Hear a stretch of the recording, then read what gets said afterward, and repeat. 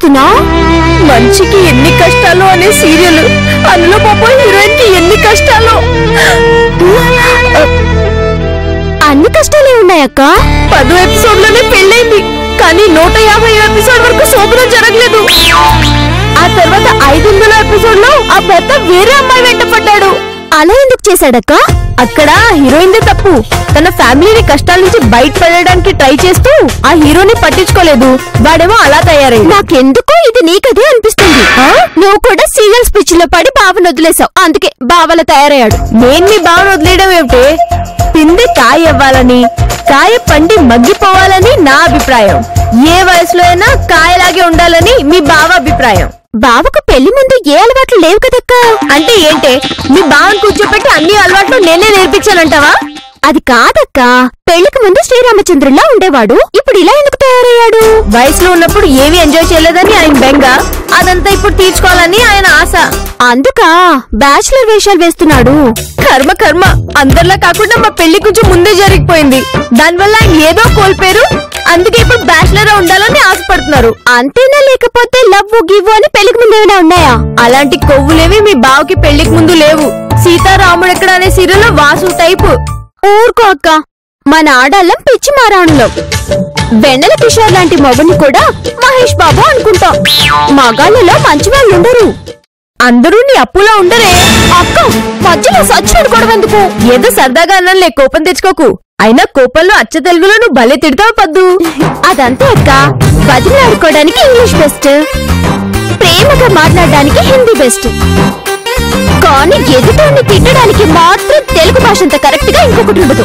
చాలా కంఫర్ట్గా ఉంటుంది. అబ్బా, భలే తీరే కనిపెట్టావే. ఆగిని కన్నీళ్లు సీరియల్లో మీనలా నువ్వు గట్టిదానివే. అక్క, మాట మార్చదు. బావకి ఆ బ్యాచులర్ లైఫ్ అంటే ఎందుకు ఇష్టం? ఆ బిందులు చిందులు ఎందుకు చేస్తున్నాడు? అదంతే పద్దు, మగవాళ్ళి ప్రేమ ఇసుకతో కట్టిన మేడ లాంటిది, కెరటో రాగానే కొట్టుకుపోతుంది. అదే ఆడవాళ్ళ ప్రేమ కాంక్రీట్ తో కట్టిన మేడ లాంటిది, తుఫాన్ వచ్చినా నిలబడుతుంది. అబ్బా అక్క, నీ సీరియల్ భాష బావకి తప్ప ఎవ్వరికీ అర్థం కాదు. ఆయన ప్రేమలో ఆడ ప్రేమ మగ ప్రేమ ఏంటి? అది పెళ్ళైతే నీకే తెలుస్తుంది. ఆడ ప్రేమలో అణుకువ వేరు, మగ ప్రేమలో ఆకతాయితనం వేరు. అబ్బా అక్క, డైలాగ్ సీరియల్ లో బోర్ కొట్టించుకు. ప్రతి విషయం సోమవారం మొదలుపెట్టి శుక్రవారం ఎండ్ చేస్తున్నావు. లేకపోతే నాకు చెప్పినట్టు ఉండదు. అలా చెప్తే నాకు విన్నట్టుండదు. ఇంతకి బావకి అంత రహస్యమా? ఇదేం సిఐడి సీరియల్ కాదు రహస్యాలు ఉండడానికి. అయితే చెప్పు, బావకి బ్యాచులర్ పిచ్చేంటి? పెళ్లి చూపులకొచ్చేసరికి మీ బావకు అసలు పెళ్లి చేసుకోవడం ఇష్టం లేదు, కానీ నన్ను చూసి వెంటనే పెళ్లి చేసేసుకున్నారు. అంటే లవ్ ఎట్ ఫస్ట్ సైట్ అనమాట. అలాంటిదే అనుకో. మా పెళ్ళైన కొంతకాలానికి, అది 2015 డిసెంబర్ అనుకుంటా, అప్పట్లో మీ బావ ఎలా ఉండేవారో తెలుసా?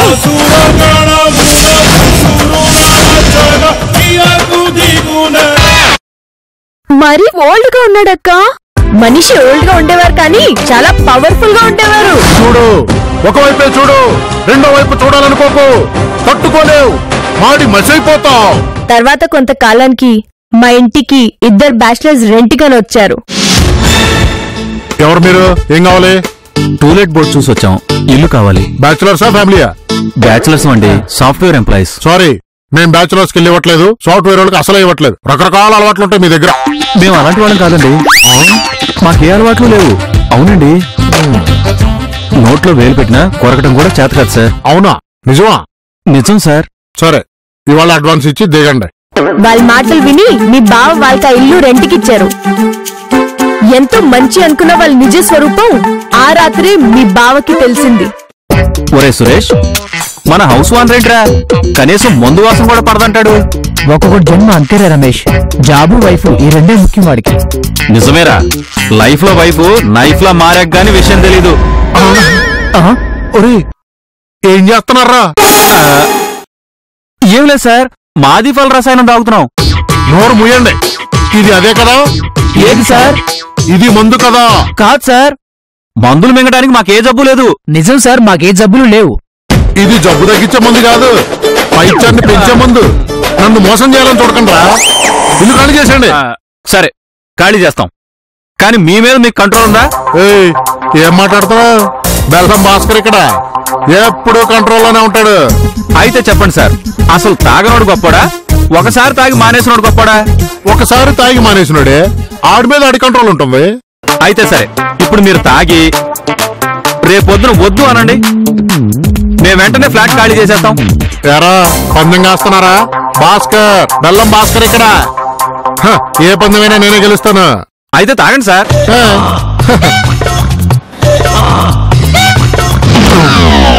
సార్ ఏమైంది? ఇదేంట్రా ఎలాగుంది? అదంతే సార్, అలాగే ఉంటుంది. పోయి పోయి ఇంకొంచెం తాగండి. ద్వితీయ విఘ్నం ఉండకూడదు అంటారు కదా.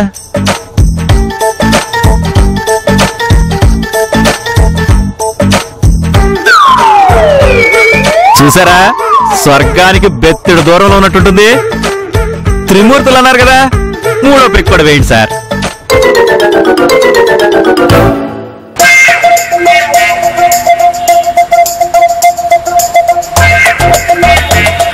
అబ్బా చాలా బాగుందిరా. వీరి పేరేంటి? ఏ పేరుతో పిలిచినా ఒకటే సార్. రమ్ము, విస్కీ, బీరు, బ్రాందీ అన్ని మందు రూపాలే. అంటే ఇది దేవుడితో సమానం అన్నమాట. అవును సార్. నాలుగోది వేయండి. 4 దిక్కులు ఒక్కసారి కనపడతాయి మీకు. ఏంటి బావకి మందలు వచ్చేసారా? వాళ్ళ వేషాలు అక్కడితో ఆగలేదు. సురేష్, రమేష్, ఒరే వెధవా, మనం మొదటిసారి కలుసుకుంటున్నావా? రూమ్మేట్స్మే కదా, ఎందుకని సాగదీస్తావు? సరే అలవాటైపోయింది లేరా. ఇంతకీ ఈ అమ్మాయి ఇప్పుడు వస్తుందా లేదా? వచ్చే టైం ఏంద్రా? నువ్వు చాక్లెట్ పెట్టు, నేను గులాబీ పెడతాను. ఆ అమ్మాయి ఏది తీసుకుంటే వాళ్ళతో లవ్ లో ఉన్నట్టు, రెండో వాళ్ళు డ్రాప్ అయిపోవాలి. అర్థమైందా? ఓకే. పెట్టు.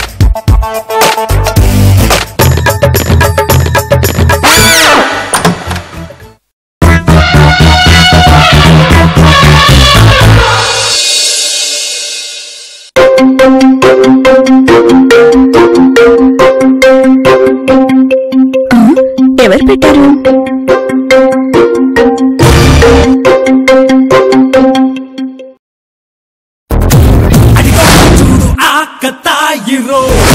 తిరిగిస్తే చాలు గీటు రాయిరో, కరకరకరలాడే మిరపకాయరో యారో.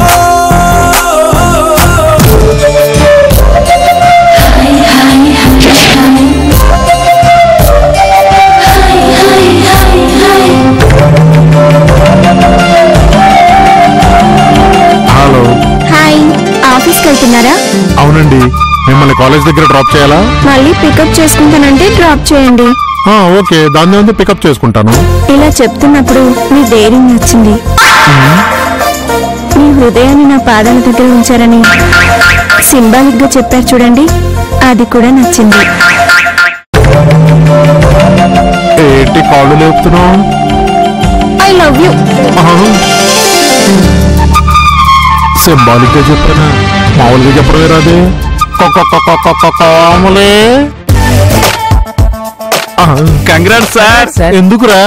మేమంతా చూసాం సార్. ఇక్కడికి వచ్చినప్పటి నుంచి లైన్ వేస్తున్నాం, పర్లేదు. ఇప్పుడు కూడా మేము ట్రైల్ వేస్తుంటే దిక్కుపడింది. అంటే ఆ చాక్లెట్ గులాబ్ మీరు పెట్టారా? సార్. అవును సార్, కానీ పిల్ల మీకు పడింది. అయినా ఆడపిల్లలు బ్యాచిలర్స్ కంటే పెళ్ళైన వాళ్ళే ఇష్టపడుతున్నారు సార్. అవును సార్, కానీ పిల్ల మీకు పడింది. అవును సార్. అవును సార్, చరిత్రలో ఎన్నోసార్లు రుజువైన సత్యం మళ్ళీ ప్రూవ్ అయింది. మీ అవును సార్ తగలయ్యా. ఇప్పుడు నన్ను ఏం చేయమంటారా?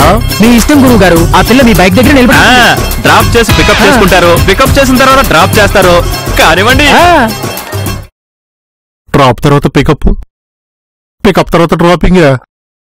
కోమలితో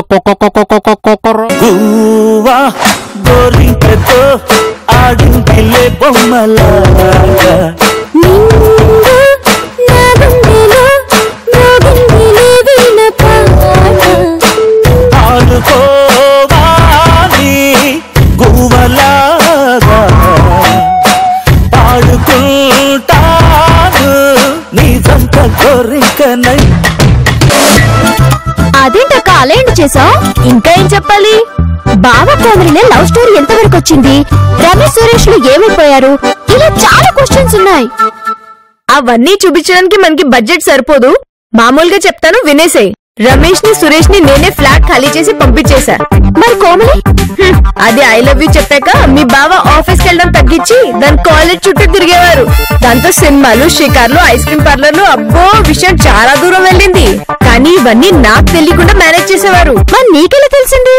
నావి సీరియల్ తెలివితేటలు కదా, ఈజీగా పట్టేశాను. అంటే బావ కూడా ఏవండి ఆవిడొచ్చింది అనిపించాడనమాట. చిచి, మీ బావకి సెకండ్ సెటప్ పెట్టాలనే ఆలోచన లేదు. చాలా మంది మగాళ్ళలాగే మీ బావ కూడా సంసారాన్ని చెడగొట్టుకోదలుచుకోలేదు. అలా అని ఆ పిల్లని దూరం పెట్టలేకపోయారు. అప్పుడేమైంది? గొడవ పెట్టి ఆ పిల్లని దూరంగా తరిమేశావా? అలా చేస్తే నేను రాజ్యలక్ష్మిని ఎందుకు అవుతాను? మరి ఏం చేసావు? అబ్బా చెప్పక్క. కోమలికి మంచి పెళ్లి సంబంధం చూపించాను. వాళ్ళ అమ్మ నాన్న దానికి పెళ్లి చేసి పంపించేశారు. దాని కథకి హ్యాపీ ఎండింగ్ అయిపోయింది. మొత్తానికి బావని క్షమించేశావు. నువ్వు చాలా గ్రేట్ అక్క. ఇంకొకళ్ళైతే విడాకులు ఇచ్చేద్దురు. సర్లే, ఒకసారి గ్రహణం పట్టిందని చంద్రుణ్ణి చూడ్డం మానేస్తావా? ఇది అంతే. అబ్బబ్బబ్బా, నువ్వు చాలా గ్రేట్ అక్క. కానీ నేను కూడా మీ బావ మీద కక్ష తీర్చుకున్నానే. అవునా? ఎలా? నేను ఒక నెల రోజులు మా పుట్టింటికి వెళ్ళిపోయా. అష్టదరిద్రాలు అంటారే, అందులో మొదటిది పెళ్ళం ఊరికెళ్ళిపోవడం. ఓ 2 రోజులు బాగా ఎంజాయ్ చేశారు. ఆ తర్వాత 3వ రోజు నుంచి కుర్రాడికి జ్వరం మొదలైంది. దాంతో నా విలువ తెలిసొచ్చింది. మరి ఫోన్ల మీద ఫోన్ చేశాడా? ఓ చేశారు, కానీ నేను ఒప్పుకుంటానా? ఓ నెల రోజుల తర్వాతే వచ్చా. అందుకే ఇప్పుడు ఊరికెళ్తానంటే ఒప్పుకోరు. మరి బ్యాచులర్ వేషాలేంటి? ఆయన గారి మనసులో ఏదో ఆశ. ఏమో గుర్రం ఎగరవచ్చని ఆయన ప్రయత్నం. ఈ సుబ్బు బాలా వాడేమంత అమాయకుడు కాదులే. రెంట్ సగం వేస్తున్నాడు. భోజనం, టిఫిన్, కాఫీ అన్ని ఫ్రీ. అక్క నాకు డౌట్. సుబ్బు ఎవరో అమ్మాయికి ట్రై చేశాడనుకో, అది బావకు పడిందనుకో, అప్పుడెలా? అంతవరకు వెళ్ళి చూద్దాం. వీరం చర్ని కెరటో అనే సీరియల్లో చెప్పినట్టు ప్రతి ఒక్కరికి యంగా ఉండిపోవాలని ఉంటుంది. కుదురుతుందా? ఏమైనా సరే బావని యూత్ పిచ్ లోంచి బయటపడేయాలక్క. చాలా ట్రై చేశానే, కుదరట్లేదు. 39ని 19 చేయాలని ట్రై చేస్తున్నారు ఆయన. వీలవదని చెప్పలేకపోయావా? చెప్పానే, ఆ వయసులో జుట్టు మెరుస్తే అందం, ఈ వయసులో జుట్టు నెరుస్తే అందం అని చెప్పాను. ఆయన వింటే కదా. ఇంత నిక్కర్లు, బనీన్లు, హెడ్ ఫోన్స్ పెట్టుకుని చెమ్మ చెక్కలు ఆడుకుంటూ తిరుగుతున్నారు. అంతేలే, ఎప్పుడో బోర్ల పడతాడు. ఆయన పడేదేంటి, నేనే పడేస్తా, చూస్తుండు. సార్, మీరు తాగడం మేడం గారికి ఇష్టం ఉండదు కదా? పిచ్చి సుబ్బు, ఏ భార్యకి భర్త తాగడం ఇష్టం ఉండదు. ఒకవేళ ఆవిడ మిమ్మల్ని ఇలా చూస్తే? ఏముంది, సీరియల్ మధ్యలో కరెంటు పోయినట్టు మొహం పెట్టుద్ది.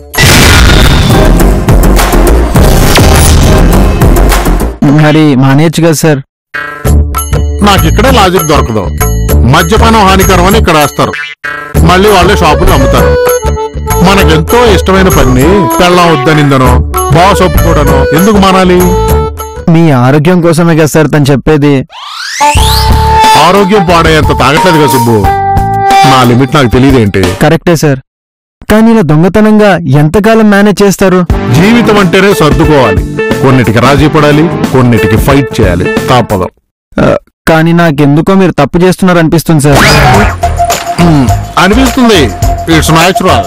ఎందుకంటే నీకు ఇంకా పెళ్లి కాలేదు కాబట్టి. అంటే పెళ్ళైతే బాధలుంటాయా సార్? సుబ్బు, పెళ్లికి ముందు ప్రతి మగాడు ఒక సింహం. పెళ్ళైతే పిల్లవుతాడా? చీ కాదు, పెళ్ళయ్యాక కూడా సింహమే, కాకపోతే సర్కస్ లో సింహంలా. అంతే, అక్కడ మనకు రింగ్ మాస్టర్ ఉంటుంది. అవును సార్, నేను చూశాను, చేతిలో కొరడా ఉంటుంది. ఆ కొరడా పేరే షరతులు.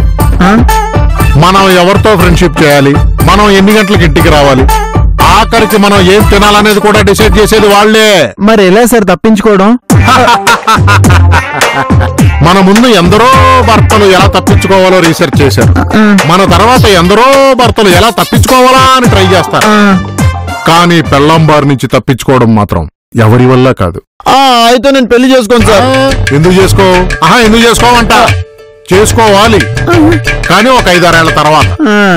ఈయనకి ఎక్కినట్టుంది, ఎప్పుడు మాట్లాడేలా కాకుండా రివర్స్ గా మాట్లాడుతున్నాడు. సుబ్బు సార్, నేను చెప్పేది జాగ్రత్తగా విను. పెళ్ళాం ఒక దేవత, ఆమెకి గుండెల్లో గుడిగట్టి పూజించాలి. కానీ మీరు చెప్పిన దాని ప్రకారం నేనే కాదు, ఎవరు చెప్పినా పెళ్ళాం దేవతే. ఆవిడకి ఇవ్వాల్సిన గౌరవం ఇచ్చి తీరాలి. అట్ ద సేమ్ టైం మన సరదాలు తీరాలి. అలా ఎలా కుదురుతుంది సార్? ఉండు, నీకు నా భాషలో కాదు మా ఆవిడ భాషలో చెప్తాను. మనకి నోట్లో పళ్ళెన్ని ఉంటాయి? 32. అవి చాలా పదునుగా ఉంటాయి కదా? అవును సార్. మరి నాలుక అది చాలా సున్నితంగా ఉంటుంది కదా? అవును సార్, చాలా సెన్సిటివ్. పదునైన 32 పళ్ళ మధ్య సున్నితమైన నాలుక ఏ గాయం కాకుండా తప్పించుకుంటుంది కదా? అలాగే మనం కూడా. అర్థమైందా? అర్థమైంది సార్. అవుతుంది. కొన్ని విషయాలు చెప్పడానికి మా ఆవిడ భాషే కరెక్ట్. అవును సార్. దీన్ని బట్టి నీకేమర్థమైంది? పెళ్ళైన కొన్నాళ్లకి మొగుడు అలవాట్లు పెళ్ళానికి, పెళ్ళాం అభిరుచులు మొగుడికి తెలిసిపోతాయి. కానీ తెలియనట్టు నటిస్తామంతే. అంటే సంసారం అంటే నటనా సార్? శుభు, మందు నువ్వు కొట్టావా నేను కొట్టానా? తప్పుగా మారుతున్నావు. నేను చెప్పింది భార్యను ప్రేమించాలని, అట్ ద సేమ్ టైం మన సరదాలు తీర్చుకోవాలని. అర్థమైందా? అది అర్థమైంది సార్. భార్య అంటే నీళ్ల లాంటిది. ఆ నీళ్లు ఏ పాత్రలో పోస్తే అలాగే కనిపిస్తాయి. భర్తని బట్టే భార్య. ఓ సరే సార్, మీకు మంది ఎక్కువైంది, పదండి. మంది ఎక్కువైపోయింది అనకూడదు. ఎక్కువైనప్పుడే మనం పడిపోతాం. నీకు చిన్నపిల్లాడు తెలుసా? ఎవరి పిల్లాడు సార్? ఎవరో ఒకరు పిల్లాడు. చెప్పేది విను, చరిత్రలు అడక్కో. చెప్పండి సార్. చంటి పిల్లాడు కూడా పాలు ఎక్కువైతే కక్కేస్తాడు. మనం మందు కక్కలేమా? సార్, మీరు ఇవాళ మేడం గారు లాగా అన్ని ఎగ్జాంపుల్లో చెప్తున్నారేంటి? That is my wife's greatness.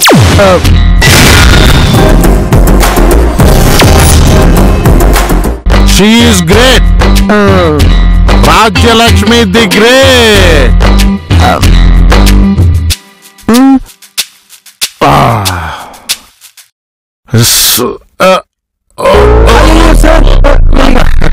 పడిపోతాను అనుకుంటున్నావా?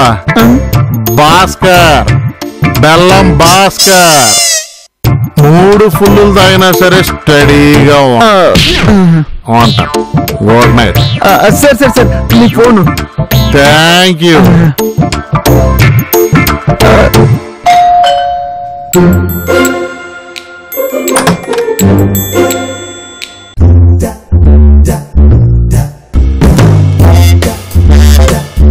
ఏమైంది రాజ్యం? పెట్రోల్ బంక్లో మీటర్ 0 అని చూసినట్టు అట్టా చూస్తున్నాం. తాగారా? లేదు. గాలి ఊదండి. లేదని చెప్పాను కదా రాజ్యం. నేను ఊదమని చెప్తున్నానుగా. తప్పదా? తప్పదు. దగ్గరికి రా, ఇంకొంచెం రా.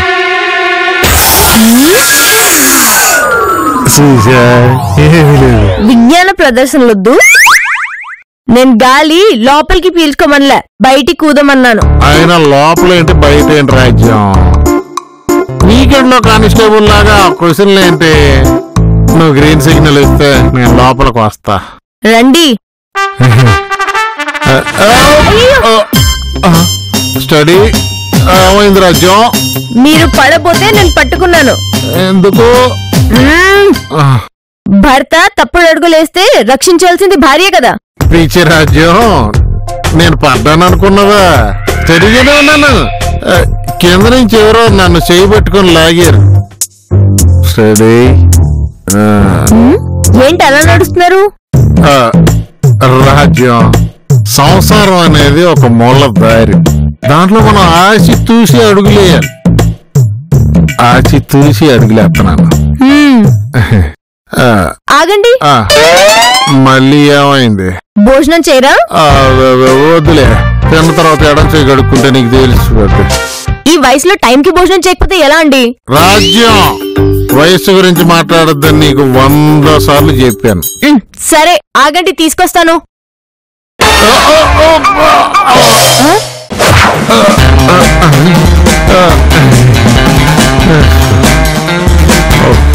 అయ్యో, బెడ్ ఎక్కడుంటే ఇక్కడెందుకు పడుకున్నారు? నేను మందు ఎక్కువ పడిపోయాను అనుకున్నావు కదా?